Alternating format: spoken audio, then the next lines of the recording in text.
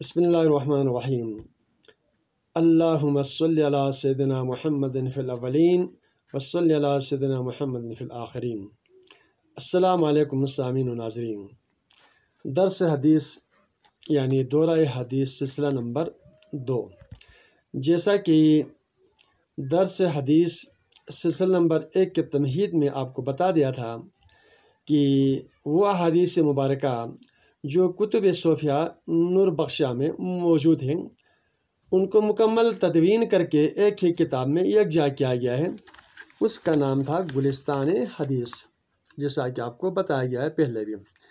تو اس میں مجموعی طور پر 275 احادیث مبارکہ ہے، اور آپ کے خدمت میں درس حدیث کے طور پر یہ مناسب سمجھا اور لوگوں کی طرف سے یہ ریکویسٹ بھی تھا، عرض بھی تھا کہ ان احادیث کو بالترتیب بیان کیا جائے تاکہ فرامین مصطفیٰ صلی اللہ علیہ وسلم کو سن کر پڑھ کر اس پر عمل کیا جا سکے، اور یہ بھی پتہ چلے کہ احادیث مبارکہ کتب صوفیہ نور بخشیہ کے کن کن کتابوں میں ہیں۔ تو سلسلہ نمبر 1 درس حدیث میں جو ہے وہ احادیث مبارکہ جو کتاب الاعتقادیہ میں حضرت میر سید محمد نور بخش رحمۃ اللہ علیہ نے نقل کیا تھا ان کو بیان کیا گیا ہے۔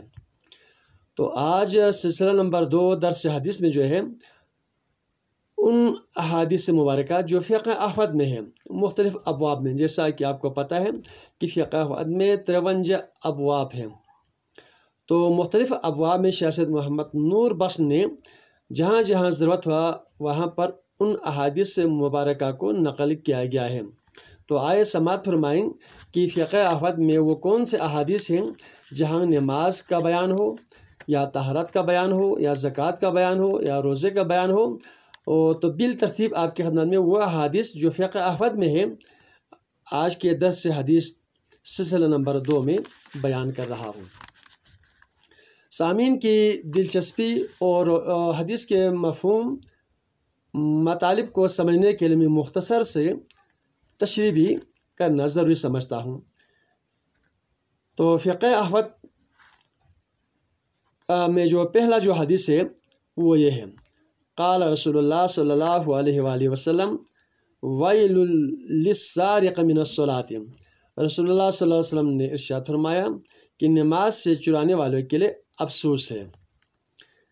یہ حدیث باب الصلاۃ، نماز کا بیان، قرأت کا مسئلہ، پیج نمبر 55 پر موجود ہے۔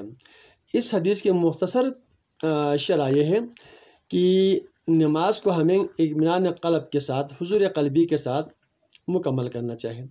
قرأت کا خیال رکھنا، تجوید کا خیال رکھنا، ترتیب کا، رکوع کا، سجود کا، قیام کا، قعود کا، یہاں تک کہ سلام پھیرنے تک جو ہے نماز کے تمام مسنون واجبی ارکان ان سب کو انتہائی حسن و خوبی کے ساتھ جو ہے مکمل کرنا ہے۔ اس میں عجلت نہیں کرنا ہے، قرأت میں جو ہے خرابی پیدا نہیں کرنا ہے۔ اگر ایسا کرے تو ان نمازوں کے لیے خرابی ہے، ان کے لیے افسوس ہے۔ تو حدیث کا مفہوم یہ ہے۔ حدیث نمبر 2 ہے، اخبر رسول اللہ صلی اللہ علیہ وآلہ وسلم فی خبرہ جذبۃ من جذبات الحق توازی عمل الثقلین۔ اس حدیث کا ترجمہ ہے، رسول اکرم صلی اللہ علیہ وآلہ وسلم نے ارشاد فرمایا کہ یہ حق تعالیٰ کی جذبات کی ایک کشش ہے جو انسان و جنات کے عمل کا ہم پلہ ہوا کرتی ہے۔ یہ حدیث ہے باب الصلاۃ، عقل زل کرنے والی چیز کا مسئلہ، صفحہ نمبر 122 پر موجود ہے۔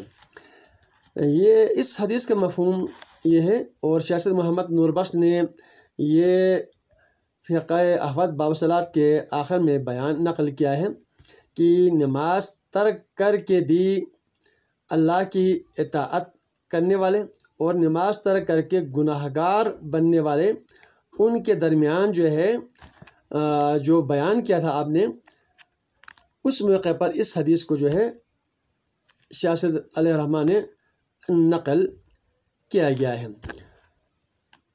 تو اس کی وضاحت کے لیے فقہ احمد صفحہ نمبر 122 کا مطالعہ کیجیے۔ حدیث نمبر 3 ہے، قال صلی اللہ علیہ وآلہ وسلم العلماء ورثۃ الانبیاء۔ رسول اللہ صلی اللہ علیہ وآلہ وسلم نے ارشاد فرمایا کہ علماء کرام انبیاء علیہ السلام کے وارث ہیں۔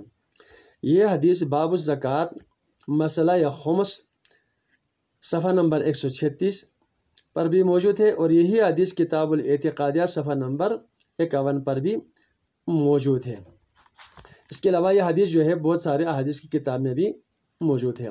تو اس حدیث کا مختصر مفہوم یہ ہے کہ علماء کرام جو ہے انبیاء علیہ السلام کے وارث ہیں، جو عوام الناس تک جو ہے انبیاء علیہ السلام کے بعزت وارث جو ہے حق و صداقت کا بیان کریں، امر بالمعروف نہی عن المنکر کے تقاضے پورا کریں، کسی کی خوشامد مندی کے لیے یا کسی کے دل آزاری کے لیے کوئی تبلیغ یا تقریر نہ کریں، بلکہ وہ تقریر یا وہ تحریر جو حق و صداقت پر مبنی ہو، قرآن کے مطابق ہو، حدیث کے مطابق ہو اور حق بیانی ہو۔ تو اگر اس طرح کوئی علماء دین جو ہے حق و صداقت کی تبلیغ کرے تو یقیناً وہ علماء دین جو ہے انبیاء علیہ السلام کے وارث ہیں۔